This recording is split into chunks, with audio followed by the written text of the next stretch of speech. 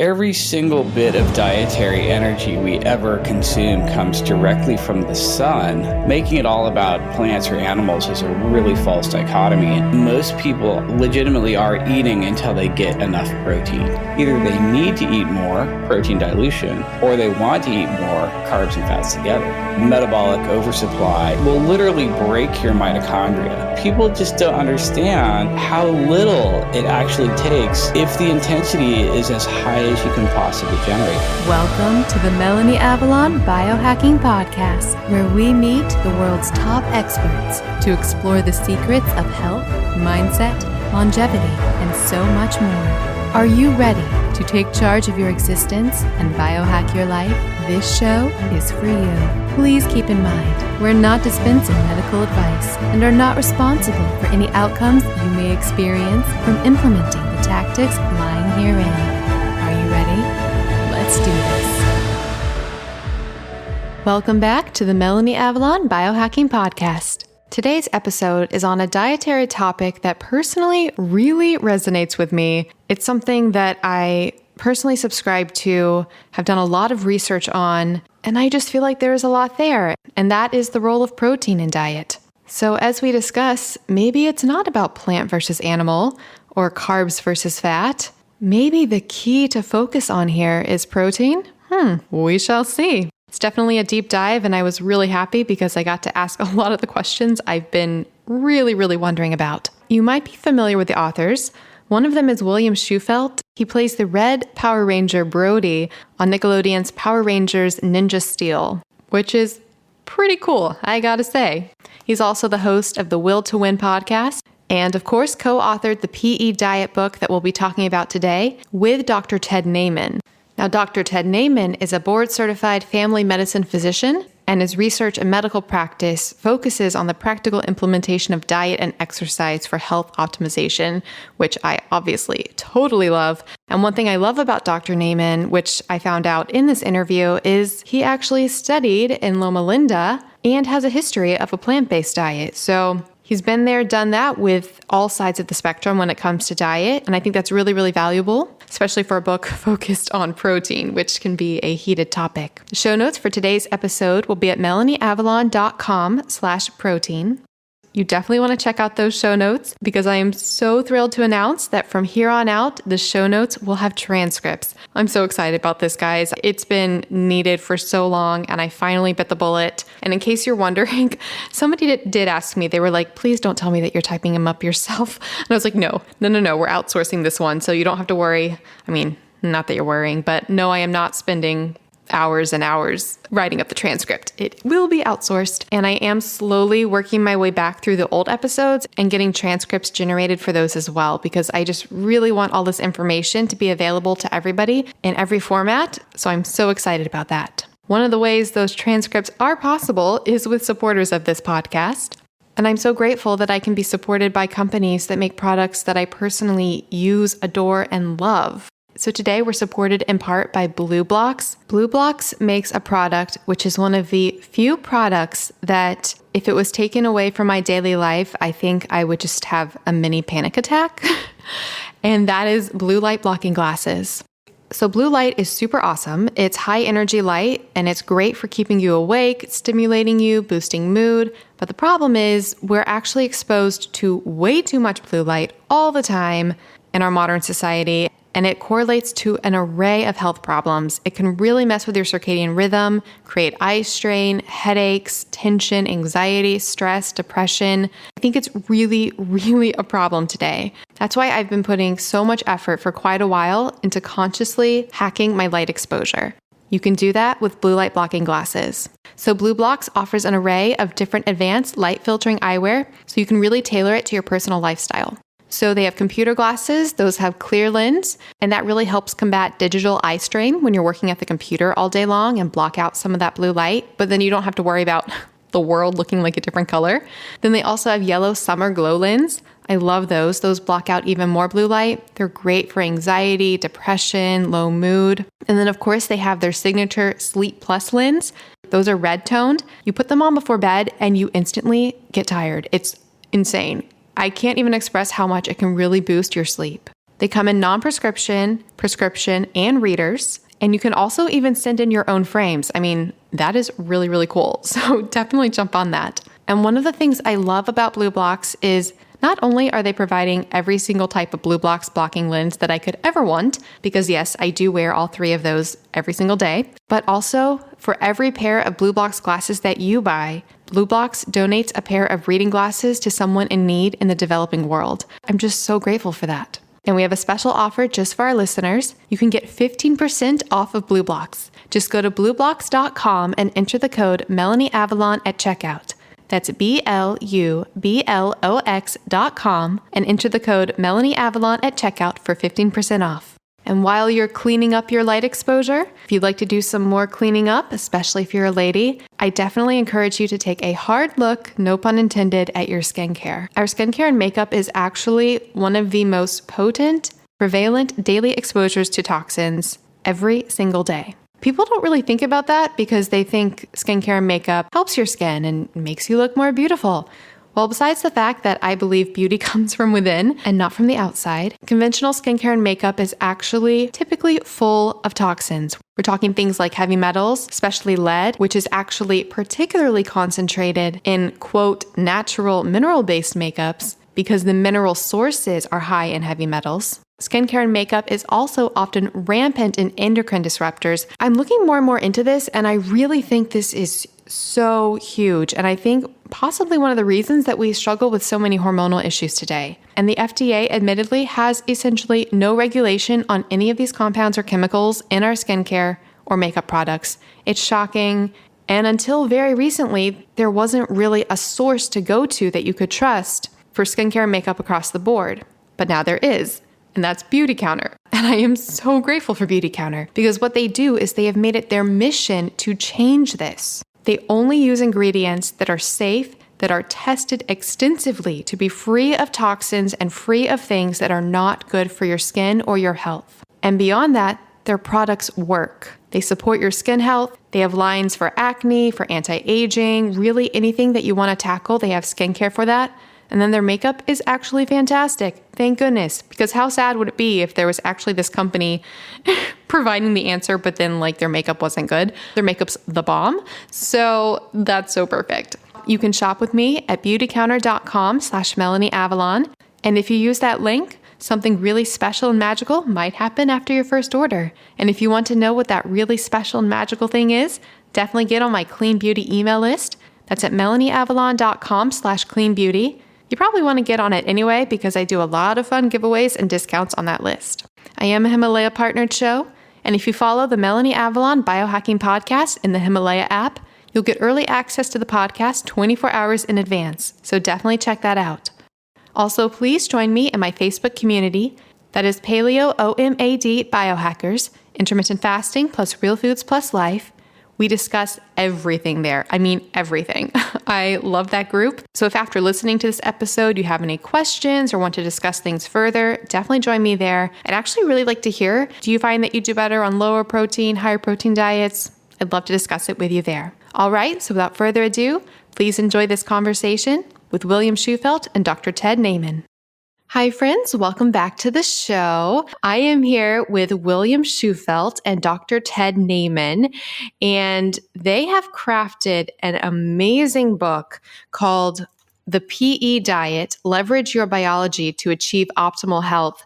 And listeners, there are a lot of diets out there. There are a lot of theories about, what supports the optimal health, what supports body composition. And oftentimes it involves, different macronutrients and things like that. But this book, The PE Diet, actually focuses in on something that really, really resonates with me, at least with all of the research that I've done on how diet affects health, longevity, and so many things. And that is really the role of protein in the diet. And we'll go obviously into more detail, other things as well, minerals, the role of carbs and fats, so many things. But I really, really love this approach. The book, it's an easy read, but very sciencey. It's very nuanced, very approachable. So I really cannot recommend enough that listeners check it out. So thank you both, William and Dr. Naiman, for being here. Oh, wow. Thank you so much for having us. Thank you for having us on. I've been really looking forward to this for a really long time. So, for listeners who aren't familiar, to start things off, I'd love to get listeners a little bit familiar with you, your personal histories, and what brought you to where you are today and what brought you to collaborate together on this book. So, William, I don't know if you'd like to start. William has a really fascinating career trajectory. So, I'm really excited for listeners to hear about that. Would you like to tell listeners a little bit about that, William? I would love to know what that career trajectory looks like. Basically, I guess how this all started off was I've had quite a long just health and fitness journey. This started when I was 13, really getting into the bodybuilding scene and getting into weights.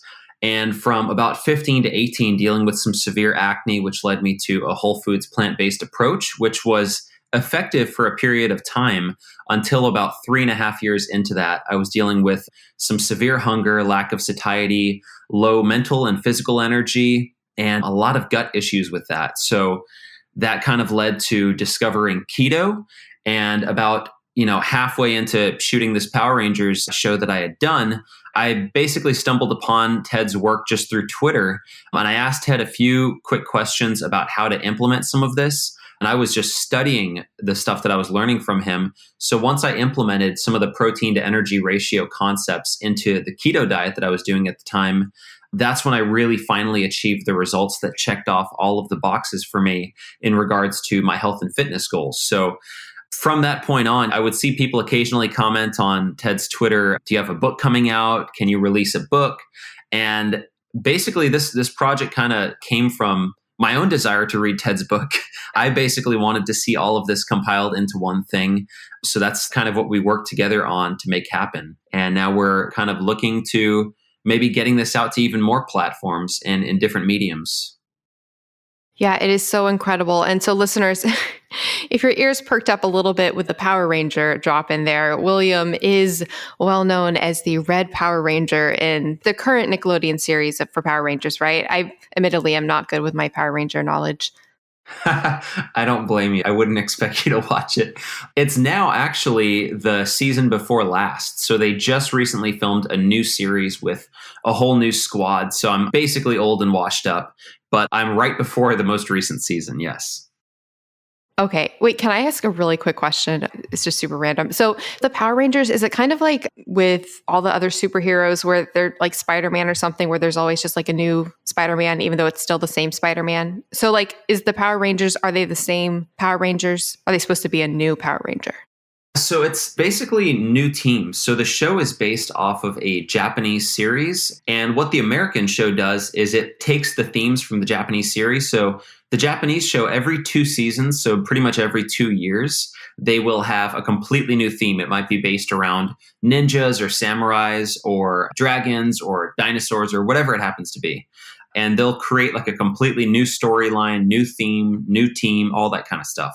So the season that I had done, it was Ninja Steel. So it was kind of a ninja-based season. So like the Red Power Ranger is a new Power Ranger, not like Spider-Man where it's the same Spider-Man, but played by a new person. It's a completely new character. Each of the different colors, though, they always tend to represent like similar roles. But yeah, it's a completely new character each 2 seasons. Okay, I just learned so much and I learned it straight from the source. So this is a good moment. All right. Well, speaking back to what you're talking about, it's so wonderful that you had this interest and you found this diet that worked for you, and then that you were following the work of Dr. Naiman and that you got to collaborate. I mean, way to make things manifest. That's amazing. So Dr. Naiman, would you like to tell listeners a little bit about your history and what brought you to where you are today?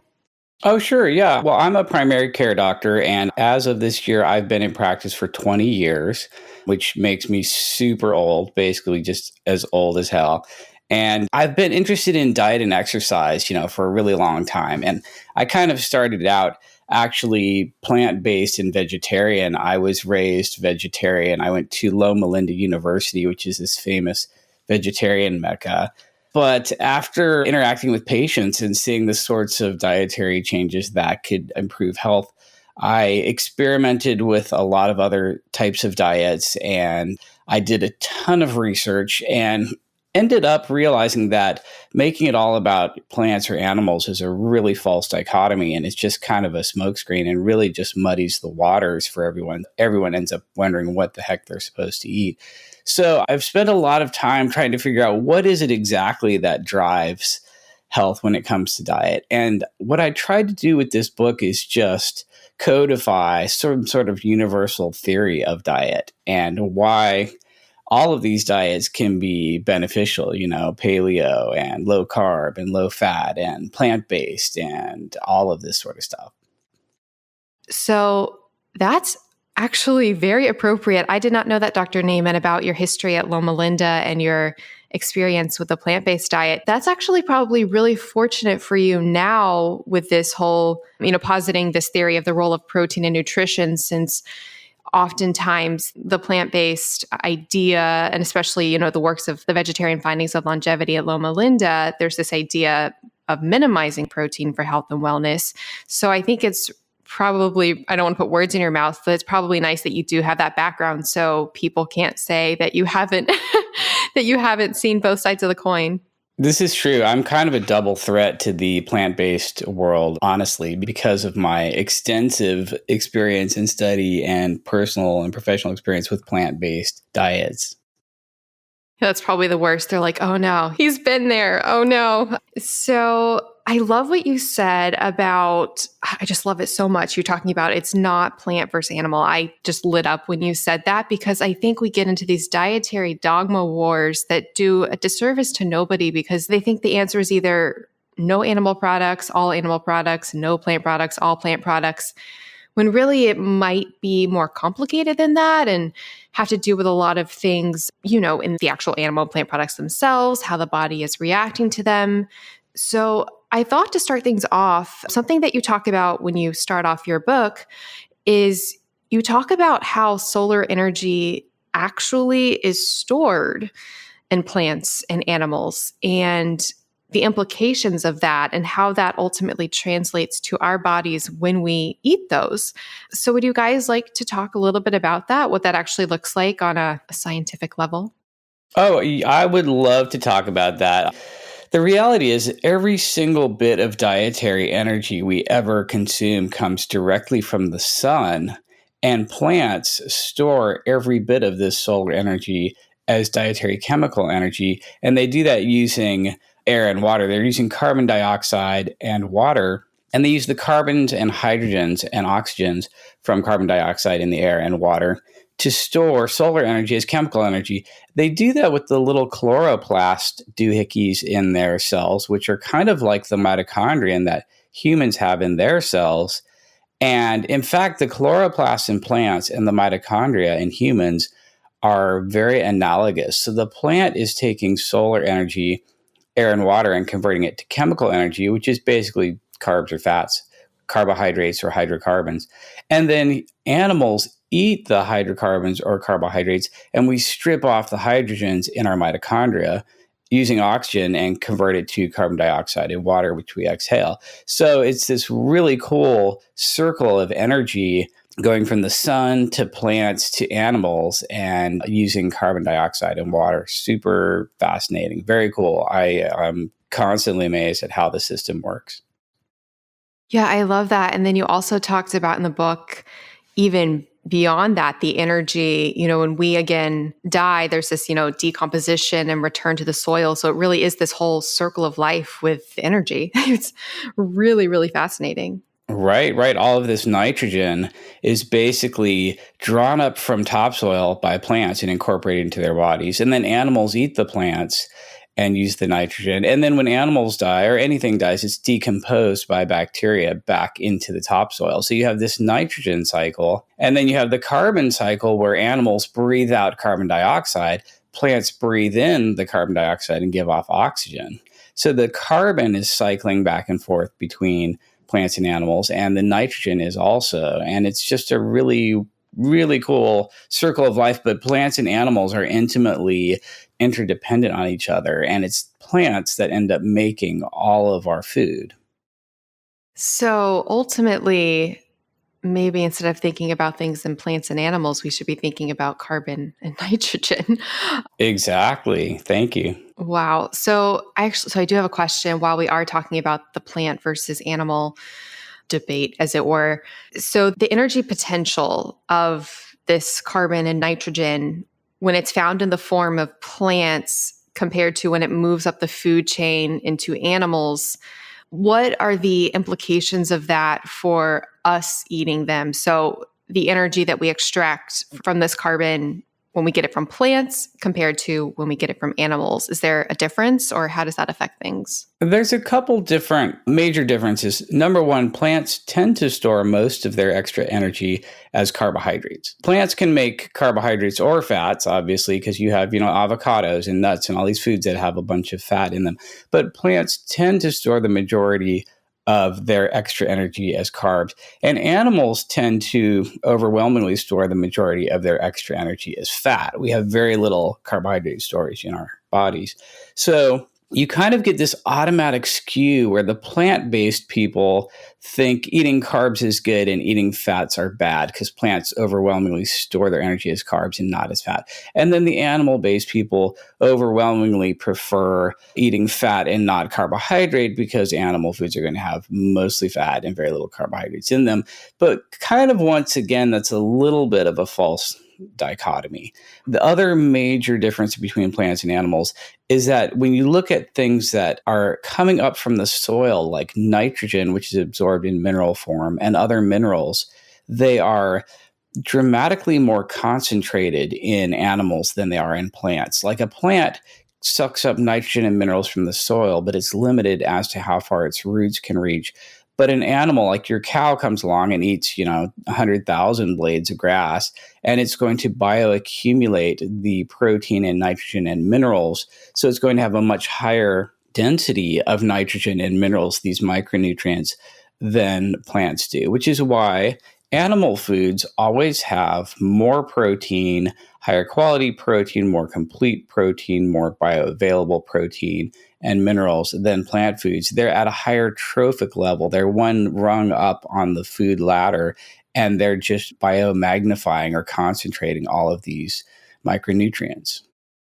Speaking to that, so I think people are pretty open to the idea that we can get more protein potentially from animals than plants, but I think people's ears might perk up when they hear that minerals are actually higher up in animals. So, because I think when people think minerals, they think plants. At least I do. So, what are examples of these minerals and how are they found in animals as well?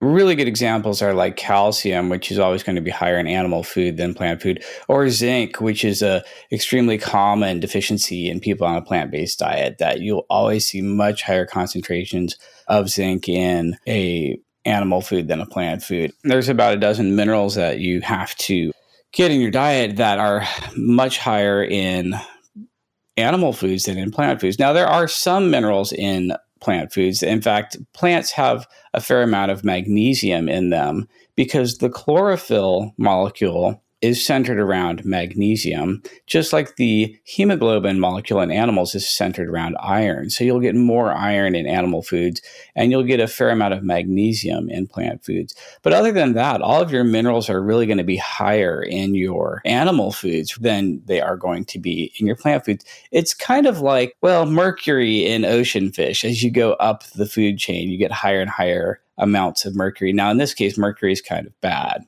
But you see the same biomagnification or accumulation automatically happening as you go up the food chain in the plants versus animal as well.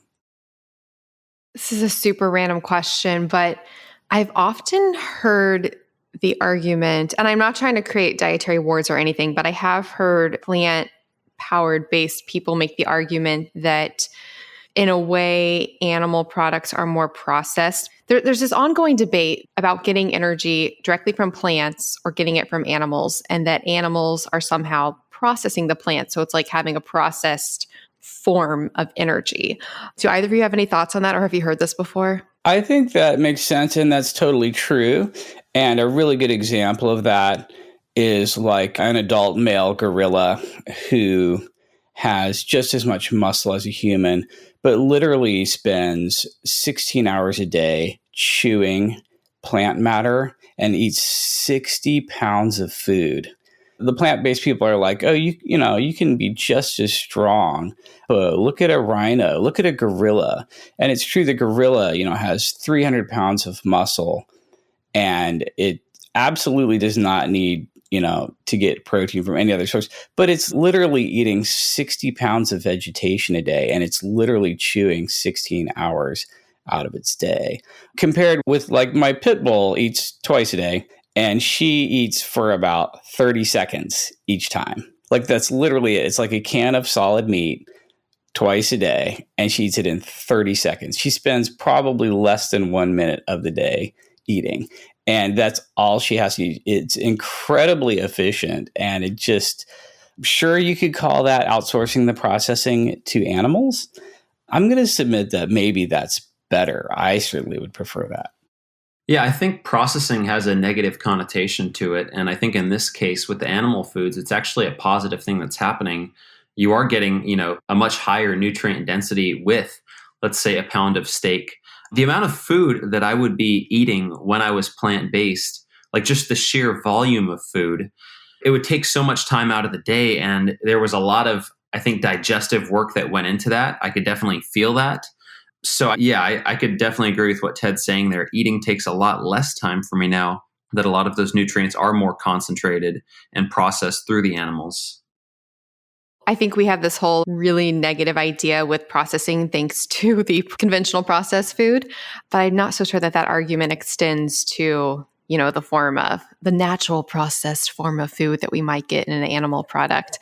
So going back to protein, again, this is one reason that I loved reading the science in this book is, for me personally, I have always been a proponent of, I say always ever since I started understanding the implications of diet and how it affects your health. High protein has really resonated with me. It's always worked for me. When I go lower protein, I just don't feel right. I'll read these books, because there's so much out there now about trying to posit low protein diets for longevity. So on the occasion that I try going a little bit lower protein, I'm just like, I need my protein.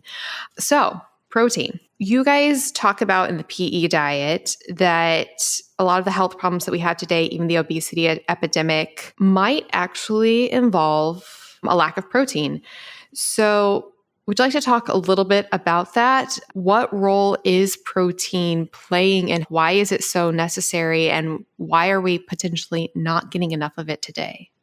A lot of my research and work for this book was based on the protein leverage hypothesis. And we have a lot of studies that show that most animals will eat until they get a certain amount of protein. And we have studies in humans that suggest that the amount of non-protein energy you eat goes up in an inversely proportional way to the percentage of protein in your food. In other words, let's say you need 150 grams of protein a day for satiety, but you're eating French fries, which are 6% protein, potatoes and oil. You have to massively overeat carbs and fats from French fries to get enough protein to not be hungry. And that's protein leverage. So the theory is that we've diluted the protein in our diets with all the carbs and fats that are cheap and ubiquitous. And then people have to overeat non-protein energy in order to get enough protein to not be hungry. All right. So there's this idea that, we might have this hunger that we can't fill until we get enough protein from our food. What are your thoughts on the amount of protein a person does need per day? I know there's like the conventional ranges put out there by the government, but I don't know if you guys subscribe to that. Do you think it's actually more than that? What do you think is the amount of protein somebody should be shooting for per day? So the RDA is established as a very, very, very bare minimum that you have to just squeak over in order to not have a frank, full-blown deficiency. And so a lot of adults will have an RDA of maybe 60 grams of protein. But again, that's just the minimum you have to eat to not get sick. And in my opinion, optimum is much higher than the RDA. And in fact, if you're worried about satiety, and if you're trying to avoid ingesting too much energy, you really want to leverage protein for satiety. And yes, you're eating more protein than you absolutely need to survive, but I do think that's optimal from a satiety standpoint, especially since, 90% of Americans are metabolically unhealthy from overeating energy. So I think one of the best ways to avoid that is to just crank up the protein percentage of your diet. Yeah. And then speaking to satiety, this was something else I really wanted to jump into. So I'm glad you touched on that. Going back a little bit, you were talking about, for example, the difference between, low carb diets, low fat diets, and all of the debate surrounding that when really, protein might be a common factor here. How do these different diets potentially affect satiety, both in the long term, the short term? Because something that I found fascinating, especially things like carbs, for example, because on the one hand, people go on low carb diets and, their hunger goes away. It's like they finally feel free from food. And then there are people who never quite feel full unless they have carbs in their meals. It seems that with some people, having carbs makes them want to eat carbs constantly, whereas others, it's just about finding the right amount of carbs to feel full. So how do the various macronutrients affect satiety in the short term and long term, protein, carbs, and fat? Well, I think there's a couple different phenomenon going on there. First of all, I think that most people legitimately are eating until they get enough protein to not be hungry. And then if you reduce either the carbs or the fats in your diet, you're going to be significantly increasing the protein percentage. So you literally just don't have to eat as much to get the same quantity of protein. If I go very low carb or very low fat, my protein percentage just jumped up quite a bit. So I'm going to have to eat less to get protein satiety. I think that in the case of carbohydrate, there's one other little feature there, and that's that when you eat carbohydrate, your blood sugar goes up and then falls back down again gradually. And some people feel this glucose excursion. They feel their blood sugar falling, and it makes them hungry again way sooner than they would have been otherwise. So it's like, you eat your dry toast and juice for breakfast, and then 3 or 4 hours later, you just feel this low blood sugar and you're eating again. And you might be just as hungry as if you hadn't eaten any breakfast at all. So there's this falling glucose aspect to carbohydrate that I also think makes people eat more frequently. And your average American's eating 8 times a day in a 16-hour window and 300 grams of carbs. And we're literally eating carbs every few hours. And I think that when people radically reduce the carbohydrate amount in their diet or carbohydrate frequency, they start getting more immune to this falling blood sugar phenomenon that makes so many people hungry all the time. So that's kind of like a separate facet of all of this. You've got your protein leverage where you're eating to get enough protein and minerals. And then you've also got this falling glucose thing that makes some people carbohydrate dependent. And if you just go low carb for a period of time and get quote unquote fat adapted, you're sort of immune to that and you're not subjected to that. So you don't have to eat quite as often, which I think is kind of separate and also helpful, if you know what I mean. I'm so excited because I do have some follow-up questions because I've had some questions that have been haunting me about all of this, especially the role of protein in satiety, health. So super excited to get your opinion. Okay, so with the protein, I have heard it posited that carbohydrates are actually protein sparing, or that when you add in carbohydrates, you actually need less protein. Do you have thoughts on that? It's absolutely true that carbohydrates are protein sparing in that if you're on a very low carbohydrate diet, you're going to be utilizing more protein for gluconeogenesis to make glucose. So you're constantly making glucose. And if let's say I'm doing a bunch of high intensity exercise that requires a lot of glucose, if I eat no carbs at all, I will use more protein to make more glucose. And If I was eating carbs, I would spare that protein. You will see bodybuilders, for example, getting by with lower protein intakes if they're eating carbohydrate. Those two can almost be interchangeable in terms of manufacturing the glucose that you need, either just to be alive and run your metabolism or to do high intensity exercise. So it's absolutely true that carbohydrate is protein sparing. And that's really why you better be eating either protein or carbs if you don't want to break down your lean mass. Okay, now you just brought up my obsession that I have questions about, which is gluconeogenesis. It's mostly a love relationship, but it's slightly love-hate because I have some uncertainties about it.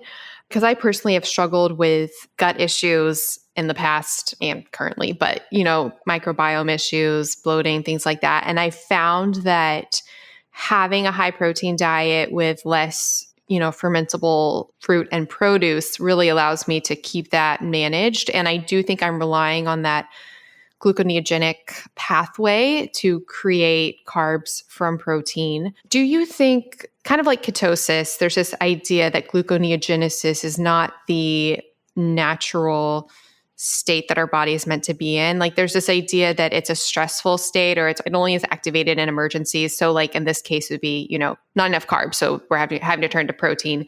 Kind of like there's the idea that ketosis is an emergency state because same with the carbs.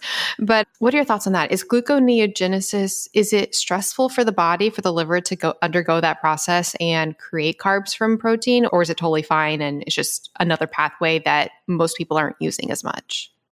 I think what a lot of people don't realize, what almost no one realizes, is that your liver is constantly manufacturing enough glucose to keep you alive at all times, no matter what you eat. In the background, there's this low amount of gluconeogenesis that's constantly occurring. Your liver is constantly manufacturing all the glucose that you need. And it has to do this because the liver is responsible for making sure your glucose level is perfect at all times.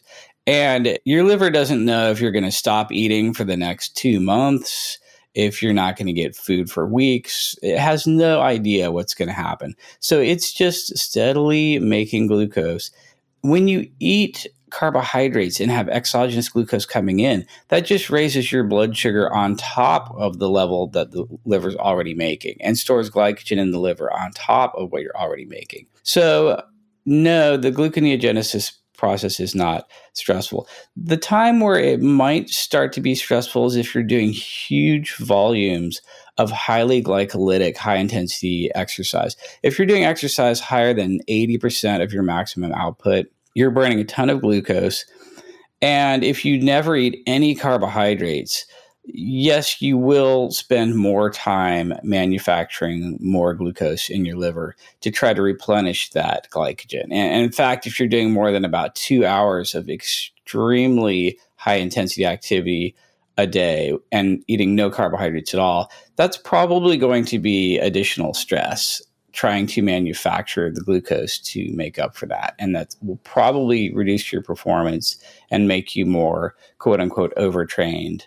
If you're not doing high intensity exercise in large volumes, no, it's not stressful at all to completely rely on gluconeogenesis for all of your glucose.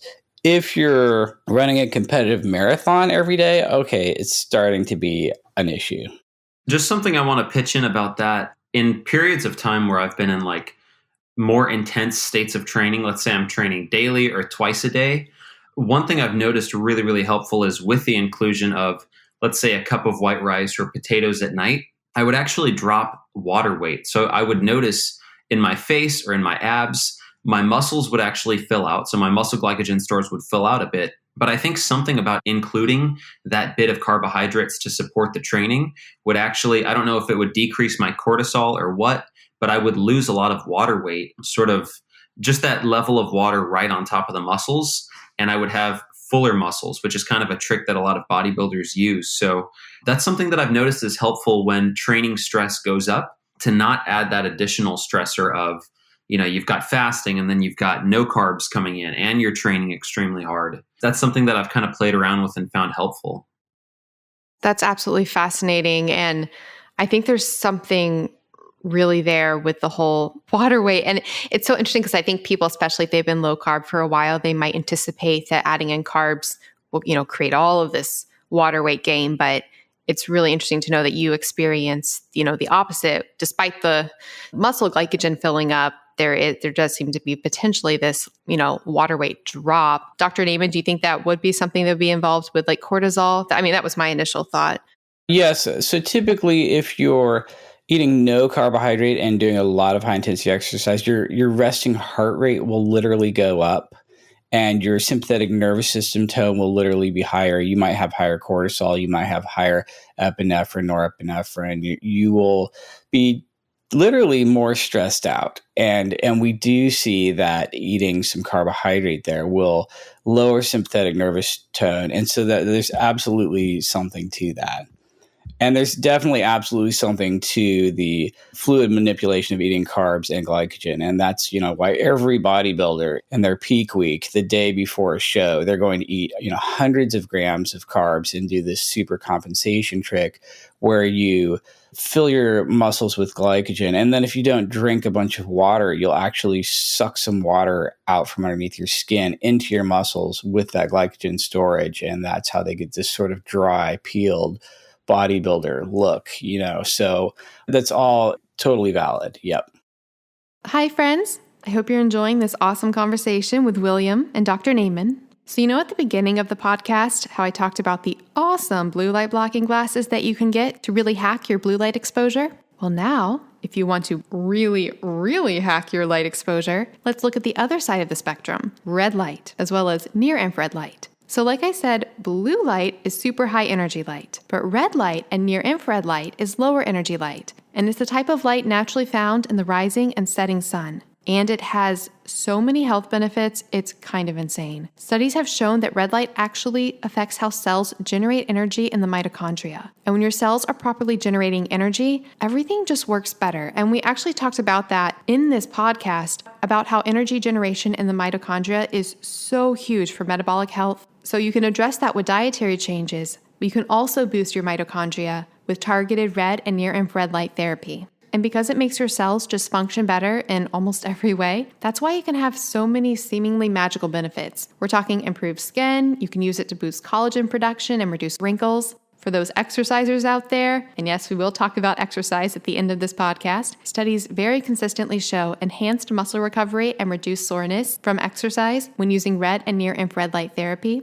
I personally love it for mood. Turning on my Joovv device in the morning and evening is key for regulating my personal circadian rhythm and just creating a really wonderful mindset. Of course, there's a lot of devices out there on the market, but the specific wavelength is key. You have to get a very specific wavelength for any of these benefits. That's why I love Joovv. They make red and near infrared light therapy devices that are created to produce the exact wavelengths you need to experience all of these benefits. I love their devices. I really recommend starting with the mini that you can set on your desk. It has both red and near infrared light, or the solo unit if you want to do full body exposure. In my opinion, their devices are sort of like the Apple of red light. They're beautiful devices, they're well made, and they give you the health benefits that you want. And I do have a special offer just for my listeners. If you go to joovv.com/MelanieAvalon and use the code MelanieAvalon, you'll get two things. One, you'll get a free gift from Joovv, and then two, if you use that link and code and forward your proof of purchase to podcast@MelanieAvalon.com, I'll send you a signed copy of my book, What When Wine? Lose Weight and Feel Great with Paleo-Style Meals, Intermittent Fasting, and Wine. All right, now back to the show. So while we're still in the carbs and fat world, assuming that we have this, this paradigm that we're looking at where we have protein as the central anchor, as it will, to focus on, and then there's the potential, at least for metabolic health, it seems to be either lower carb or lower fat. What are your thoughts on that? Why should one potentially gravitate to one or the other compared to having carbs, fats, and protein in a higher amount, like in a high carb, high fat? I think there's two big reasons. First of all, by either cutting down carbs or fats, your protein percent is higher and you're just literally going to eat less. And that's definitely evidence-based. We have studies that that completely suggests that this happens in pretty much all animals. If you eat a higher protein percentage, you're not going to eat as much. So going lower in carbs or fats is going to be an instant win. The other factor is that the combination of carbs and fats together is extremely rewarding. Let's put it that way. If you ask people what foods are problematic for you, what are you addicted to, what do you overeat, what is it that you're craving? All of these foods are high energy density carbs and fats together. Your donuts, your pizza, your cupcakes, your candy bars.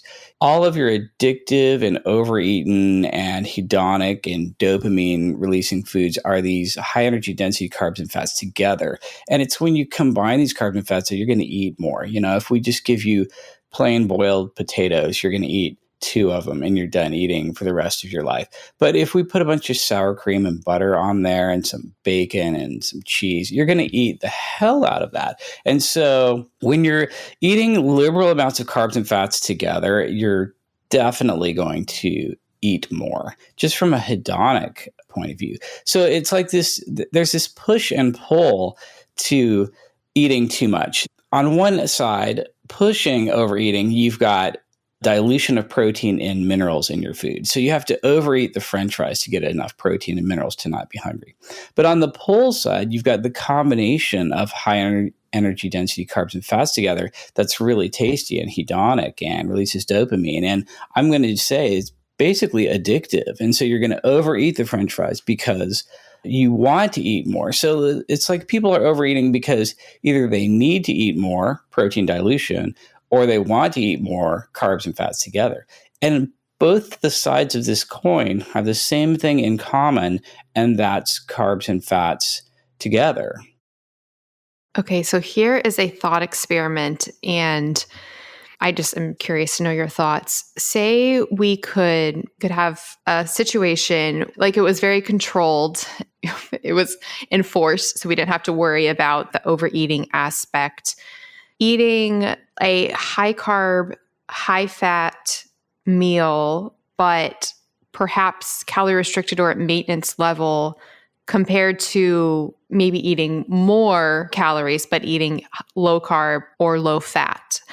For metabolic health in a person, and I know this is like a very vague experiment, but for metabolic health, do you think there's a difference there as far as how people respond to those macronutrients?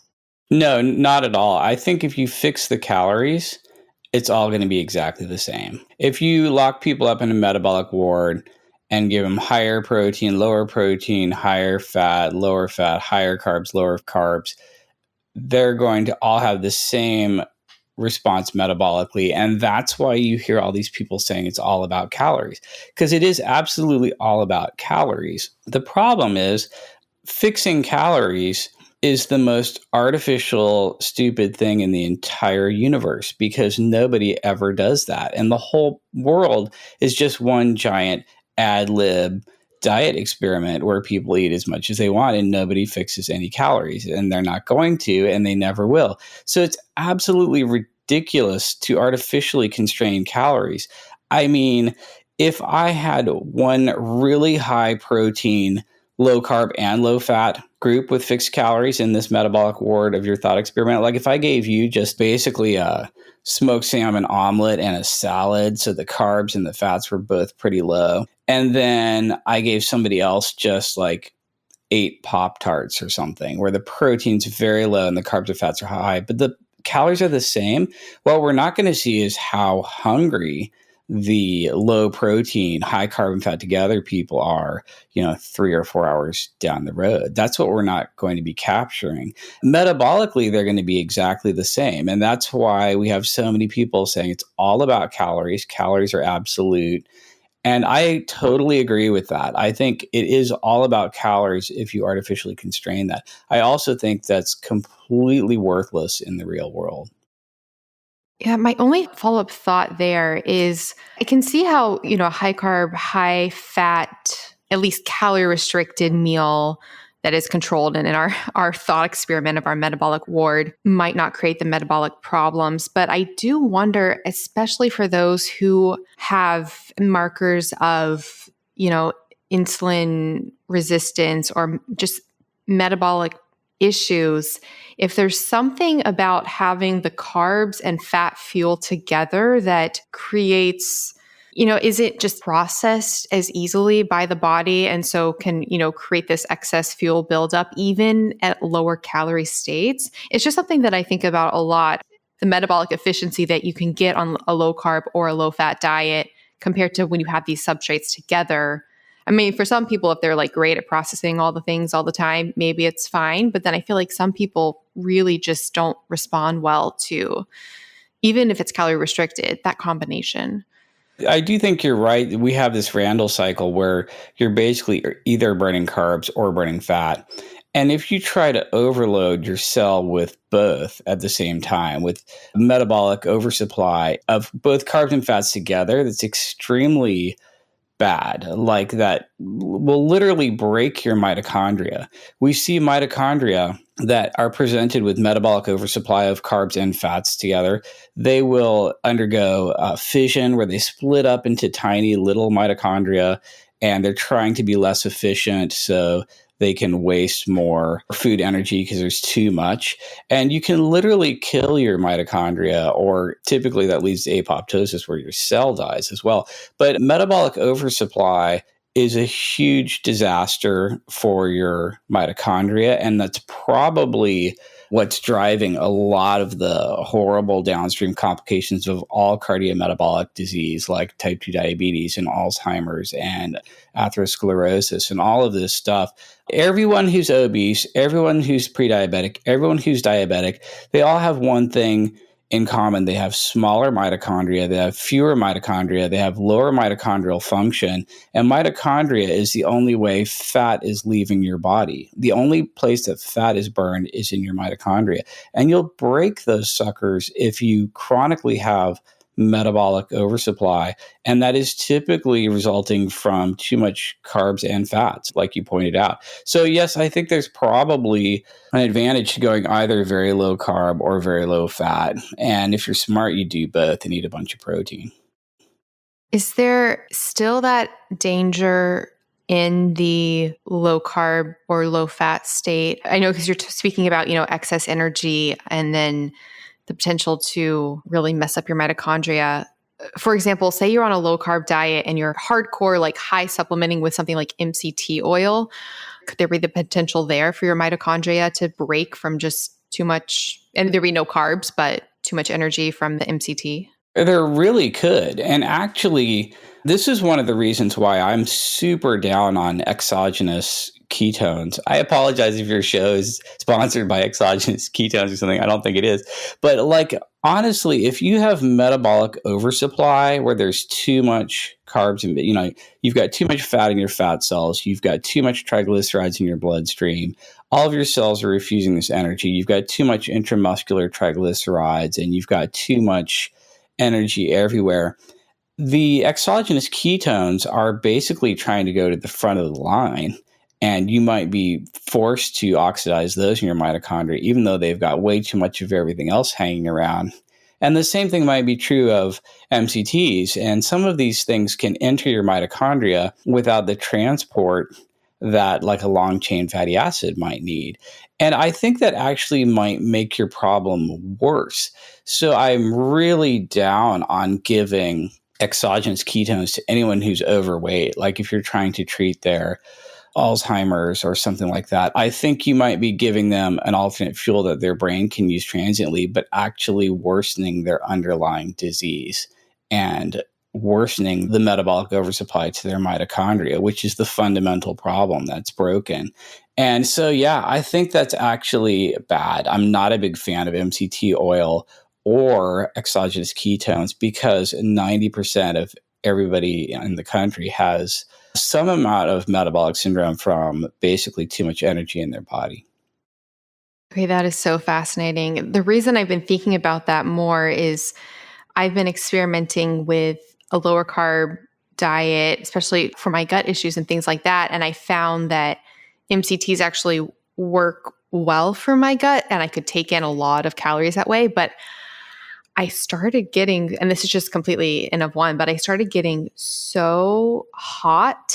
And I was like, am I just like killing my mitochondria? Like I just had this intuitive feeling that I was just creating all of this excess energy. I mean, this is just me, but I'm like, I don't know how it's being processed. I don't know what it's doing. So I'm just really fascinated by the potential of what might be happening there. Another question while we're still in the carb and fat world. So we're talking a lot about how low carb and low fat are both potential routes to go to support metabolic health. Why do people so easily gravitate towards the low carb? Does low fat work for some people, or is it just a matter of finding what works for you? I feel like there's this whole world that is very hardcore low carb. But if you have high protein, low fat, do you think that's a way that you can go as well?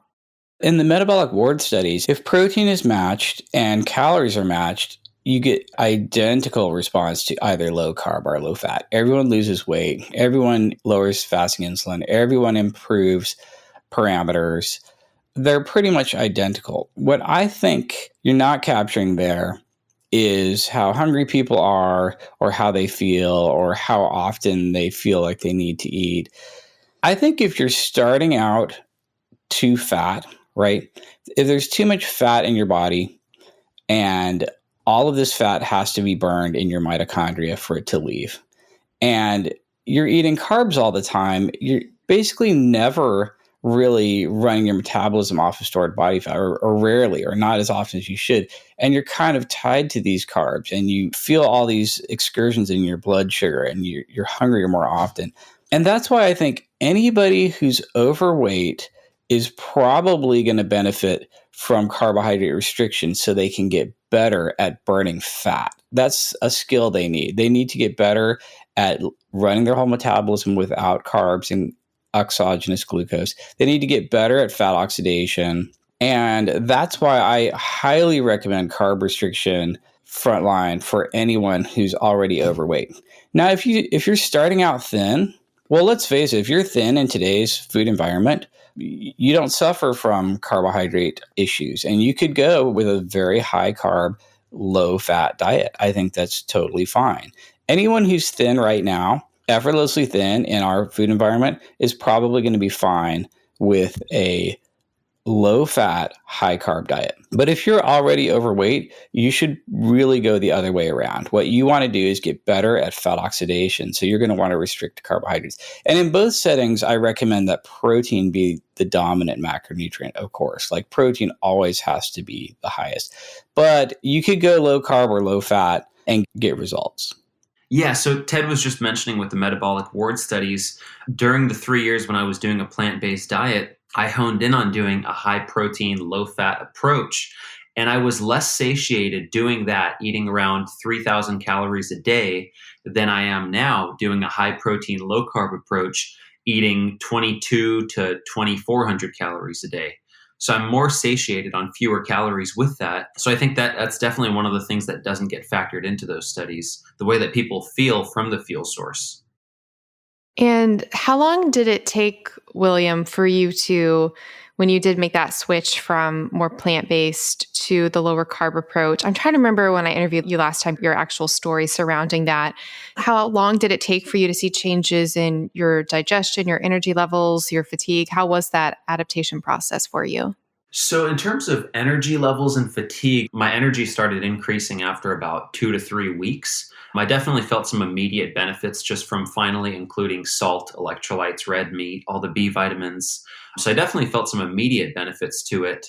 But in terms of getting greater satiety off of fewer calories, that really kicked in after about 6 months, because I had continuously been trying to force fasting into the routine or force different styles of training just to try to lose the extra last few percentage of body fat. So I was really trying to force the process.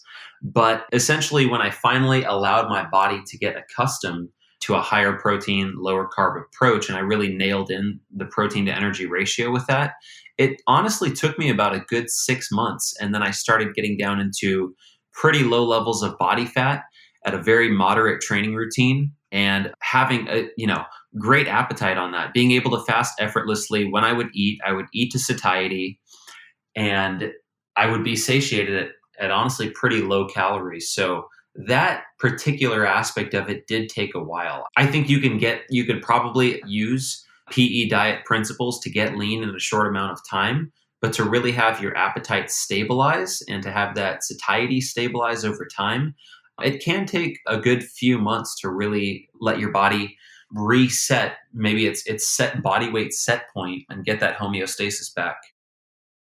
Yeah, you brought up so many good things there. One of the things I do wonder so much, I don't know if we know this, but I do wonder how long it takes for our actual cells to switch or, become, we always use this word metabolically flexible, but, how fast does that process actually occur from them processing different fuel substrates? And then I wonder if there's some sort of metabolic memory in the mitochondria, like if you've been low carb in the past and then you bring back carbs, will it be easier the second time around to start processing, to switch back to low carb?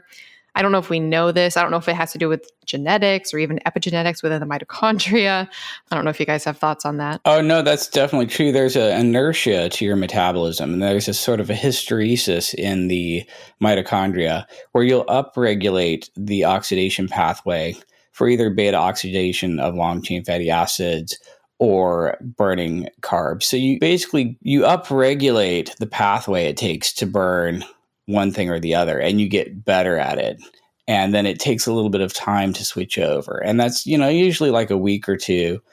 But I think when you're trying to do something athletic at really high intensities, using one pathway or the other, that might take months to optimize, just because there's so many different layers to, like, fat adaptation with exercise. You've got lipolysis, and you've got to break down the fats, mobilize the fats, shuttle the fats into your mitochondria, and there's so many things that you have to upregulate there. That could take, like William said, 6 months to get to the point where you can do the same athletic endeavors in maybe a low carb state. But yeah, there's absolutely this inertia to your metabolism. And it's like if you had a factory that just makes cars and you tune it all up for making cars, but now you switch to making trucks. It's going to take you some time to switch over and change all your equipment. And once you have it all switched over and changed, then you get really good at making trucks. You know what I mean? There's this little bit of inertia to it. Yeah. So in terms of an example of what Ted was saying, I've trained with Robert Sykes, who's a ketogenic bodybuilder who has been doing the diet now. It might be 3 or 4 years, hasn't cheated a day on it. I mean, he's about as strict as you can get. And he's able to train very intensely for about 2 hours per session at a very, very high level, about 5 to 6 days a week on a completely fat-based metabolism, which, training with him and seeing him doing that, it's very, very impressive. But one of the things that he told me was that took a lot of time for him to develop that ability. And it really does kind of take not cheating on the diet. I think the more you cheat on it, you might shortcut some of the adaptation process that's occurring. So to achieve that sort of a level of fat adaptation, it probably does take a level of commitment that people really have to stick to. I am so glad you brought that up. Okay. In the short term, I think that's huge for a lot of people. I don't know. I shudder because I think what a lot of people will do, especially with ketogenic diets, is they'll decide to try it. They'll go super high fat, low carb, super high fat. They won't stick it out long enough to really adapt. And then they'll crave carbs. So then they'll throw in some carbs while they're in this state that they've been in of like really high fat. And I'm like, oh, then that's just like slamming your body in a way. And then it, without ever experiencing the potential benefits, I think that's, quite possibly a potential issue for a lot of people. And then I'm so glad both of you guys brought up that maybe it does take longer on the athletic side of things to make those adaptations, because there are a lot of studies, showing the benefits of low carb diet. And then oftentimes there'll be studies showing that, or seeming to show that, athletic performance isn't quite capable at the same intensity. But I often wonder if it's just because the studies aren't long enough to let people, actually their bodies just haven't reached that adaptation period yet. Because it seems there are a lot of people, you guys both spoke of examples where if you stick it out long enough, you can get back that high performance physical activity, even on a lower carb diet. William, so you're talking about, and both of you guys in this book, so what is the the protein energy, the PE. What does that look like in foods? I mean, obviously listeners get the book because it's all there, but just like a brief preview of what that looks like. The P to E ratio is basically looking at grams of protein in a food versus grams of non-protein energy, which would be net carbs and fats. If people want a really good visual of what that looks like, I would go to the website p2er.com, like the letter P, T-O-E-R.com. And we have a little graphic there and a little slider calculator doohickey gizmo thing that just gives you this really great visual snapshot of what this looks like. And so like a food that would be pure protein would be egg whites or whey powder. Food that would be pure non-protein energy would be like refined carb or refined fat, like sugar, flour, and oil. And then you've got kind of this scale of higher protein foods like lean meat and green vegetables. And then you've got lower protein foods like, basically all of your grains, sugars, and starches, your high fat foods and stuff like that. Awesome. So for listeners, I will definitely put links to that in the show notes. And then again, it's all beautifully laid out, very easy to follow with great pictures in the actual book. So I definitely recommend checking that out. I have one more question sort of related to this before maybe we can tackle some exercise questions, but glycogen stores in the body. This is something I've been wondering because I've been lower carb now for quite a while, but I actually intuitively kind of want to try getting back to a high protein, lower fat approach. Does the glycogen storage potential in your body change when you've been low carb for a while? I know this is actually discussed a lot in like the Ray Peat world. I don't know if you're familiar with his work, but there's this idea that, Yes. Okay, I guess you are. This idea that, you need to maximize your glycogen usage, your glycogen stores, and that you actually have to work to build up those stores. And does our glycogen storage potential change when we change our diet? So like if I've been low carb for quite a while, is it going to be hard for me to bring back the carbs? So in terms of glycogen storage, you can store about 100 grams in your liver. You can store average of maybe 300 grams in your muscle. That's pretty much it. If you don't eat carbs for about 24 hours, your liver glycogen just dwindles down to basically effectively zero or as low as it ever gets and just stays there indefinitely until you eat carbs again. And the liver likes to stay empty of glycogen because its job is to suck incoming glucose out of your bloodstream and then buffer it out slowly over a period of hours. And it kind of protects you from high glucose. Muscles are different. Their job is to stay reasonably full of glycogen, or at least have some glycogen in them for emergency use. Because anytime you're sprinting for your life or expending, 100% of your intensity in exercise, you have to burn 100% pure glucose from glycogen in the muscles themselves. So your liver likes to stay empty. Your muscles like to stay full-ish. If you just stop eating carbs, about 24 hours later, your liver glycogen's pretty much zero or as low as it ever gets, and you're making ketones as a result. But your muscle glycogen will stay wherever it was for a pretty long time, and it will never go all the way down to zero. You will always keep some glycogen in your muscles.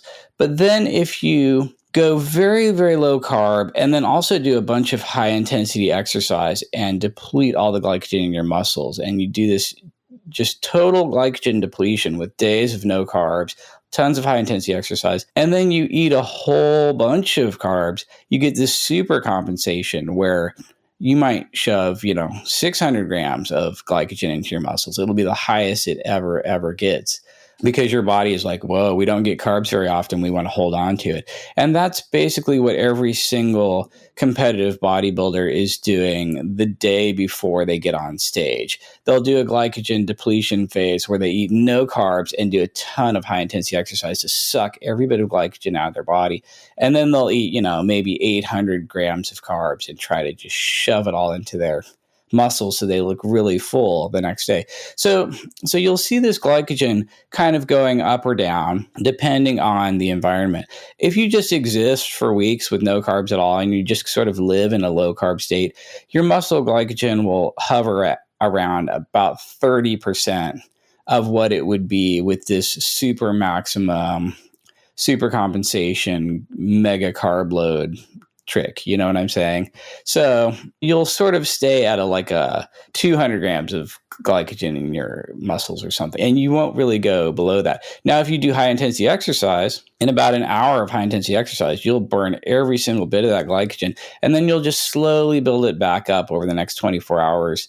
But if you don't eat carbs, you'll stay at this kind of lower muscle glycogen state, maybe a third of what your absolute maximum would be. So it's kind of weird. It's kind of complicated. Depends on what's going on. But that's kind of the basic way the glycogen functions. And does it matter the source of those carbs? So, for example, more starchy, glucose-based, would that more likely refill the muscles versus something like fruit? Would that more likely refill liver glycogen? Yeah, so fructose has to be processed in your liver, and you're a little more likely to turn fructose into, you have to store it as fat and you have to convert it into uric acid, and metabolically it's just not as great versus glucose, which every cell in your body can utilize. So, glucose is probably better than fructose, but if you're a competitive athlete, you want to replenish your liver glycogen too, so you can dole out some more liver glycogen to your muscles as well with high intensity exercise, which happens. And that's why something like Gatorade is going to have some fructose and some glucose in it.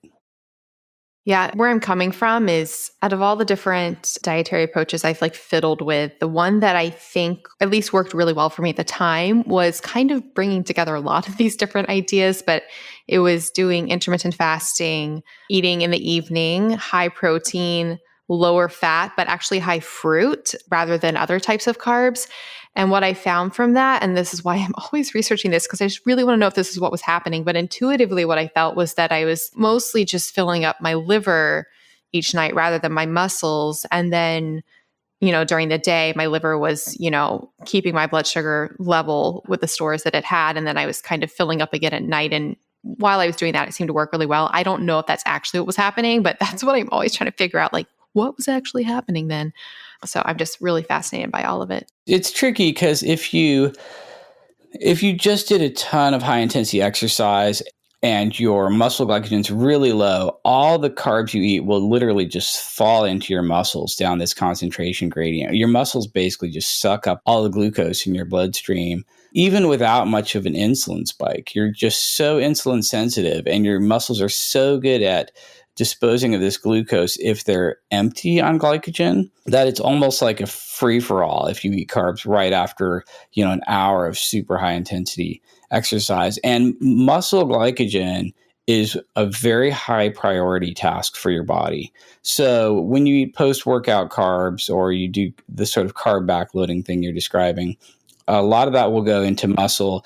But then once the muscles are sort of full, well, not completely full, but full-ish, medium, then the rest your liver will absorb, and you'll have this liver glycogen that slowly drifts down over the next 16 hours or so.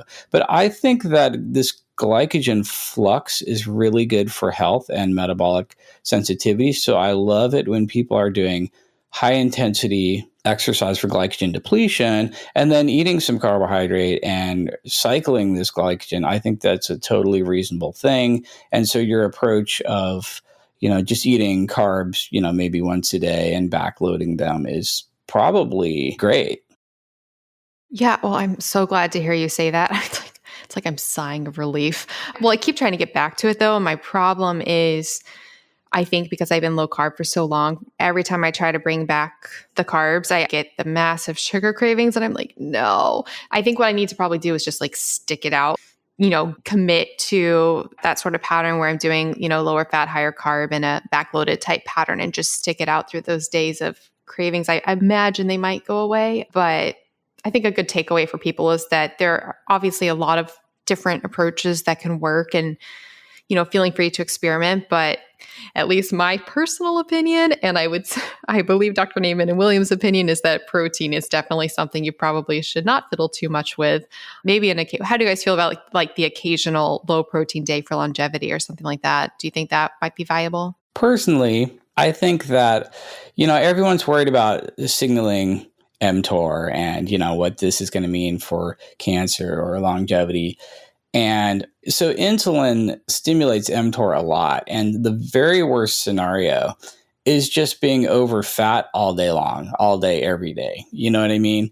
So if you're fatter than you should be, your insulin is just constantly elevated. Your fasting insulin's high. Your postprandial insulin's really high. You're just basically stimulating the hell out of mTOR, and your IGF-1 levels are high. And all of this sort of decreased longevity and increased cancer risk is, in my opinion, mostly happening from this metabolic oversupply. So I think if you're super, super lean and you're not eating constantly and you don't have any metabolic oversupply, I don't think that going, a day or two of not eating protein, I don't know that that's going to give you any additional health benefits. I think that your number one strategy should be as lean as possible for maximum insulin sensitivity and minimum metabolic oversupply.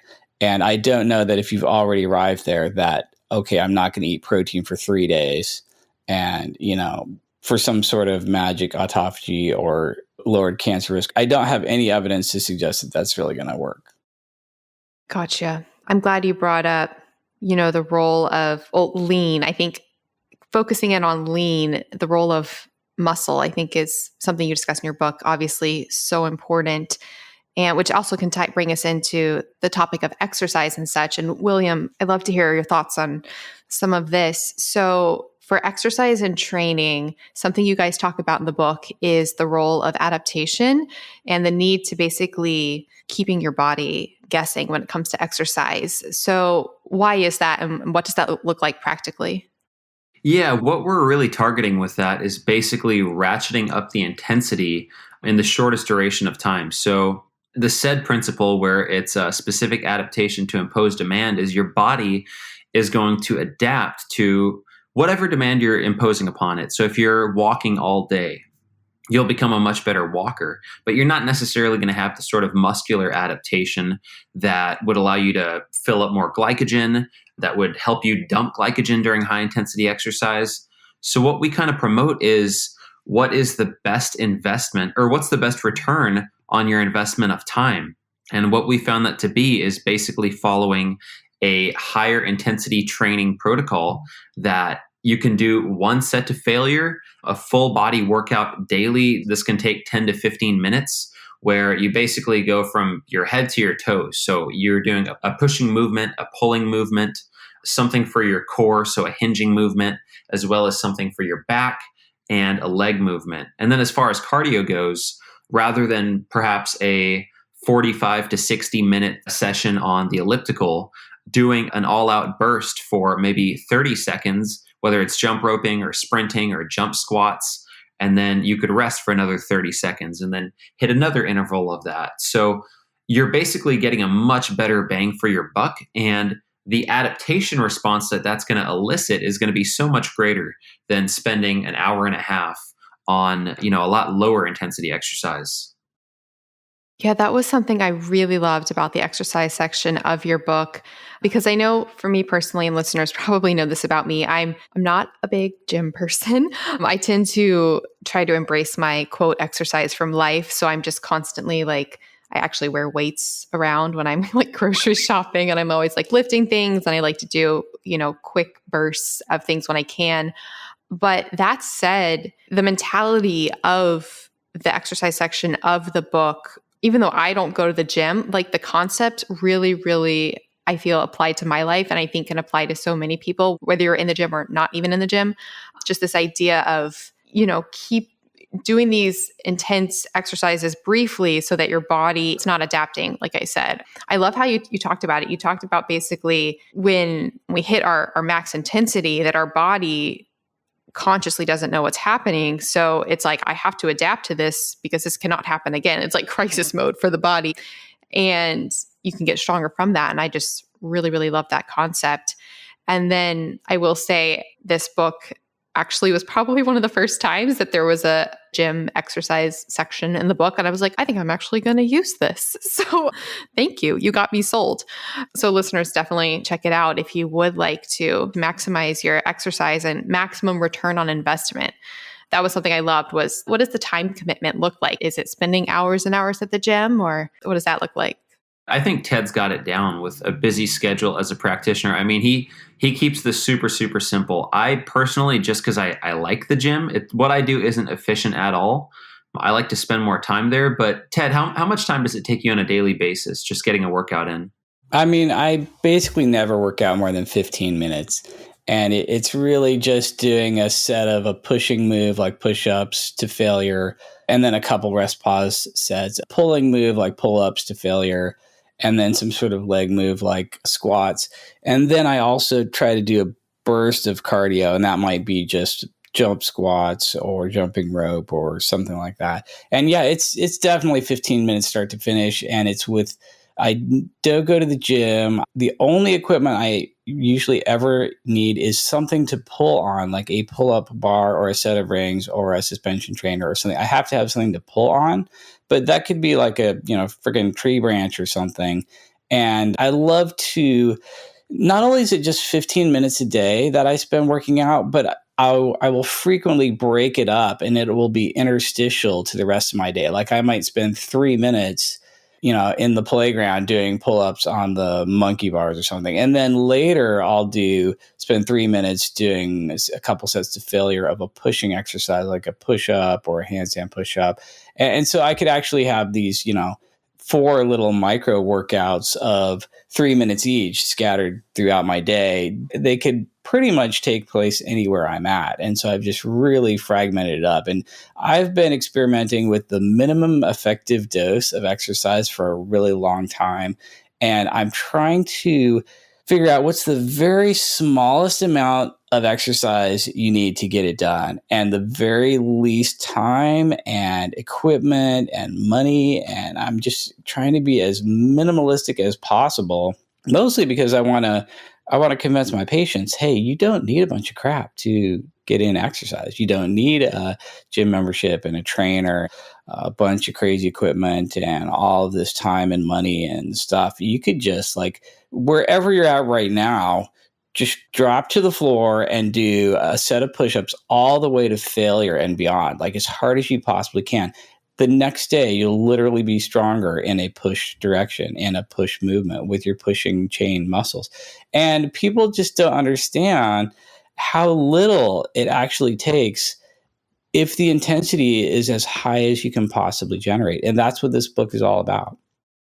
I love that so much. I think that's so wonderful. And then I'm glad as well, William, that you brought up, for you, like, you love going to the gym. So for you, that's, there's the mental aspect to it. So it's something you enjoy. It's something that you love. You're not there because I don't know why you're there, but I didn't get the sense that you're there because, you're dreading it and you're feeling like you have to commit to this certain amount of, time. For you, it sounds like you really enjoy it. And I think I just would love for everybody to, because I think physical movement is just, so important. Supporting our muscles so important. So finding that movement that works in your life that you enjoy. And I think that's possible for literally every single person, because I think our bodies intuitively want to move. I think we just get stuck in, because of our modern, society, the foods we're eating, our lifestyles, we get stuck in a state of being sedentary, and it's hard to start moving when you're not moving. But then once you're moving, it can feel good. I like what you were saying, Melanie, about simply exercising through life. Like, almost what we're describing is for the person that does not want to do any sort of physical activity throughout the day, or perhaps they're as sedentary as possible. Like, this is the minimum investment that you need to make to keep your body progressing and to keep yourself mobile, limber, healthy, getting stronger over time. But a lot of people, let's say it's somebody like you who has a very active lifestyle in general, you're getting that movement in throughout the day. You're not living a sedentary lifestyle. And for me, I'm not really sure why I'm at the gym that long either. To me, it's mainly a mental time. It's a great time to listen to music. It's a great time to focus on the body part that I'm working. Some guys work on cars. Some guys have different hobbies. For me, it's it's always been like a fun passion project of building my body as a whole. And it's also just a great mental time, fun way to anchor my day in the morning. So Yeah, that is so wonderful. And it reminds me of, I'm paraphrasing, but it's one of the last things that you guys said in the book. And I was actually talking about this on the intermittent fasting podcast. I quoted you guys because you said something about how for long-term sustainability, with diet, lifestyle, that it'll only be sustainable if you enjoy the process that got you there. And I just thought that was so profound. I was like, that is so true. Because really, if you do enjoy the process that gets you there, there's very few reasons you would ever have to worry about stopping or, rebounding or falling off the wagon. So I really, really love that so much.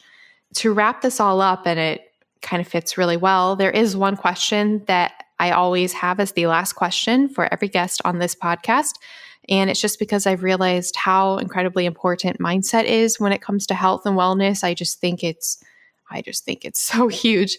So for both of you, what is something that you're grateful for? Oh, wow. So the thing I'm most grateful for is my health.